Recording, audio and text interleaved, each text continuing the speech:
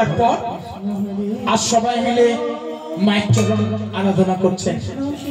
যা দেবী সত্যভূতে মাতৃ সংস্থিত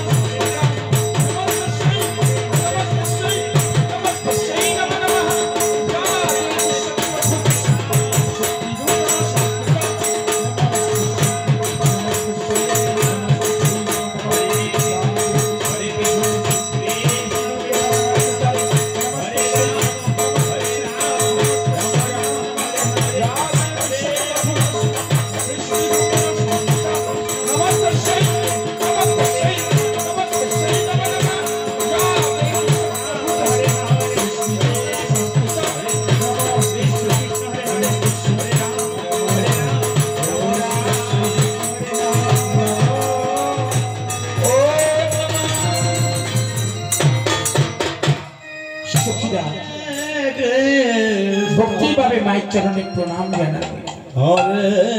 কাত্যায়নী মা তুষ্ট হয়ে আর সখীদের সম্মুখে উপস্থিত হলেন। ডাকলেন, ব্রজগোপীগণ ব্রজগোপীগণ একবার নয়ন মেলে চেয়ে দেখো, আমি এসেছি। অমনি সখীরা নয়ন মেলে চেয়ে দেখলেন কাত্যায়নী মা আজ তাদের সম্মুখে উপস্থিত হয়েছে। বলছে, মা মা গো, তুমি এসেছো মা? বলছে, না এসে কি থাকতে পারি বলো? তোমরা যে আমাকে ডেকেছো তাই তো এসেছি। তাই বলো বলো ব্রজগোপীগণ, তোমাদের সেবায় আমি তুষ্ট হয়েছি, তাই আমার কাছ থেকে তোমরা কি বর প্রার্থনা করো? অমনি সখীরা বলে উঠলেন, মা গো, তাহলে তুমি আমাদেরকে এই বর দাও যেন কৃষ্ণকে আমরা পতিরূপে পাই। কাত্যায়নী মা বলেন, অসম্ভব, এই বর আমি তোমাদেরকে দিতে পারবো না। তোমরা বরং আমার কাছ থেকে অন্য বর প্রার্থনা করো, সেই বর আমি তোমাদেরকে প্রদান করবো। বলছি, না মা, আমরা অন্য বর চাই না, আমরা কৃষ্ণকে পতিরূপে পেতে চাই। এই বলে সবাই মিলে নতমস্তকে প্রণাম জানালেন। আর কাত্যায়নী মা অন্তর্ধান হলেন। সখীরা প্রণাম শুনে উঠে দেখলেন কাত্যায়নী মা আমার অন্তর্ধান হয়েছে। তাই শ্রীমতী বললেন, ওরে সখী, সখী রে, আমরা এত সহজে নিরাশ হব না। আয়, আবার আমরা মায়ের চরণে পুষ্পার্ঘ্য অর্পণ করি, মায়ের চরণে আরাধনা করি, তাহলে দেখবি মা আমাদেরকে বর প্রদান করবেনই করবেন। এই বলে আবার সবাই মিলে মায়ের চরণে পুষ্পার্ঘ্য অর্পণ করতে থাকলেন। হরে কৃষ্ণ কৃষ্ণ কৃষ্ণ কৃষ্ণ হরে হরে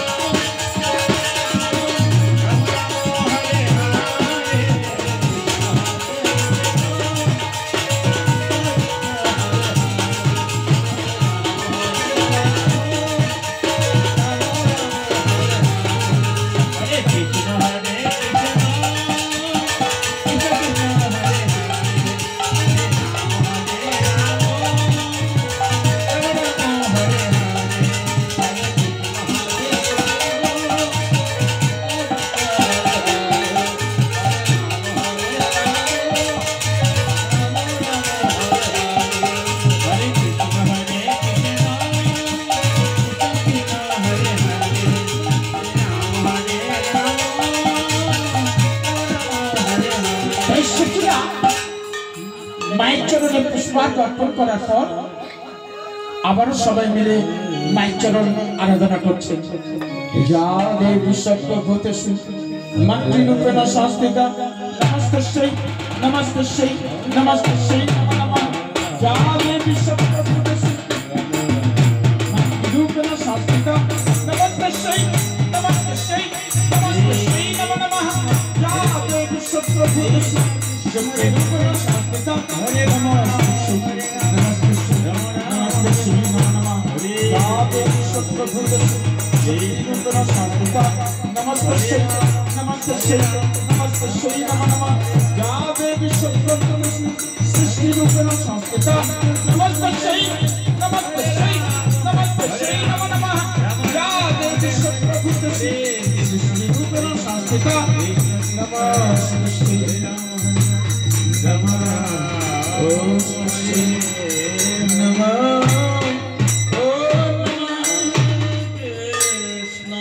সখীরা ভক্তিভাবে মায়ের চরণে প্রণাম জানালে কাত্যায়নী মা তুষ্ট হয়ে আবারও সখীদের সম্মুখে উপস্থিত হলেন।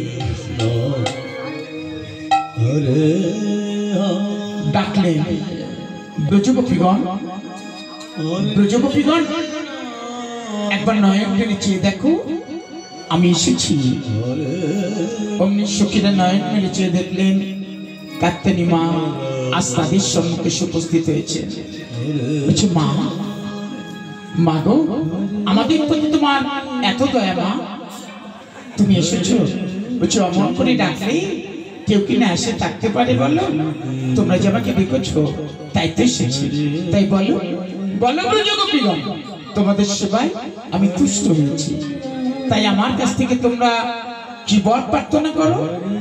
অমনি সখীরা বলে উঠলেন, মাগো তাহলে তুমি আমাদেরকে এই বর দাও যেন কৃষ্ণকে আমরা দর্শন করতে পারি। অমনি কাত্যায়নী মা বললেন, তথাস্তু। তোমাদেরকে আমি এই বর দিলাম, যখন তোমরা যমুনার কাছে যাবে সেই যমুনার কাছে গিয়ে অনাদিরাদি গোবিন্দ ভগবান শ্রীকৃষ্ণকে দর্শন করবে। বলছে, মা তুমি আমাদের ভক্তিপূর্ণ প্রণাম গ্রহণ করো। মা ভক্তিপূর্ণ প্রণাম গ্রহণ করো। মা উলুধ্বনি গো, উলুধ্বনি জয় গৌরী বলে।